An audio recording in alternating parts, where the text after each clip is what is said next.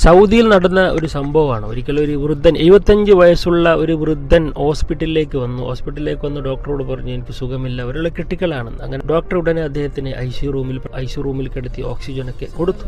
24 മണിക്കൂർ അദ്ദേഹം കഴിഞ്ഞു, ട്രീറ്റ്മെൻറ്റൊക്കെ കഴിഞ്ഞ് 24 മണിക്കൂറിൻ്റെ ബില്ല് അദ്ദേഹത്തിന് കൊടുത്തപ്പോൾ 2000 ദീനാർ, ഏകദേശം ഇന്ത്യൻ്റെ 50,000 ഉറുപ്പ്യായി. അപ്പോൾ അദ്ദേഹം ആ ബില്ല് നോക്കിയിട്ട് കരയാൻ തുടങ്ങി.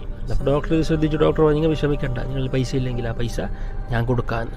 അപ്പോൾ ആ വൃദ്ധം പറഞ്ഞൊരു കാര്യമുണ്ട്, അതെല്ലാവരും ശ്രദ്ധിച്ച് കേൾക്കുക. ആ വൃദ്ധം പറഞ്ഞെന്തറിയോ, ഞാൻ വെറും 24 മണിക്കൂറേ നിങ്ങളിൽ നിന്ന് ശ്വാസം എനിക്ക് കിട്ടിയിട്ടുള്ളൂ. അതിന് നിങ്ങൾ ചെയ്ത ഒരു ദിവസത്തിന് ചെയ്ത ബില്ല് 2000 ദീനാറാണ്. അങ്ങനെയാണെങ്കിൽ ഞാനിപ്പോൾ 75 വയസ്സായി. ഈ 75 വയസ്സത്തിൽ ഞാൻ എത്രമാത്രം ശ്വാസം അള്ളാഹു എനിക്ക് ഫ്രീ ആയി തരുന്നുണ്ട്. അതിന് അള്ളാഹു പൈസ ചോദിച്ചിരുന്നെങ്കിൽ ഞാൻ എത്ര കൊടുക്കണമായിരുന്നു എന്ന് പറഞ്ഞിട്ട് ആൾ കരയാൻ തുടങ്ങിയപ്പോൾ അവിടെയുള്ള എല്ലാവരും അത് ചിന്തിച്ച് കരയാൻ തുടങ്ങി. ശരിയാണല്ലേ, നമ്മളിങ്ങനെ ശ്വസിക്കുന്ന നമ്മൾ ഓരോ ശ്വാസവും അത് അള്ളാഹുവിൻ്റെ ഗിഫ്റ്റാണ്.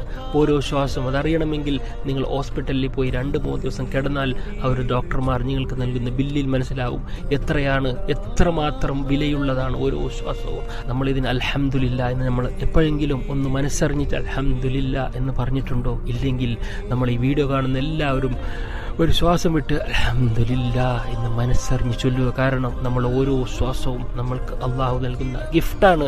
എപ്പോഴാണോ അത് നിലക്കുന്നത് അപ്പോൾ നമ്മൾ ശ്വാസം തീർന്നു, പിന്നെ ഒരു അവസരമില്ല. അതുകൊണ്ട് ജീവിക്കുന്ന കാലത്തോടത്തോളം കാലം നമ്മൾക്ക് അള്ളാഹു നൽകിയ ആരോഗ്യം, നമ്മൾക്ക് അള്ളാഹു നൽകുന്ന ശ്വാസത്തിനും നമ്മൾ അൽഹംദുലില്ലാ ദിക്റുകൾ ചൊല്ലി നമ്മൾ ആരോഗ്യത്തിന് അള്ളാഹുവിന് എപ്പോഴും നന്ദി പറഞ്ഞുകൊണ്ട്, നിസ്കരിച്ചുകൊണ്ട്, ഖുർആൻ ഓതിക്കൊണ്ട്, റബ്ബിന് ശുക്ർ ചെയ്തുകൊണ്ട് ജീവിക്കുക. കാരണം ഇന്നല്ലെങ്കിൽ നാളെ നമ്മളും ഐസിയിൽ പോയി കിടക്കേണ്ടവരാണ്. ഇന്നല്ലെങ്കിൽ നാളെ ഈ ശ്വാസം അള്ളാഹു തിരിച്ചെടുത്ത് കൊണ്ടുപോകുന്ന ഒരു ദിവസം വരാനുണ്ട്. അതിനു മുമ്പ് അള്ളാഹുവിലേക്ക് എല്ലാവരും മടങ്ങുക ഇൻഷാ അല്ലാഹ്.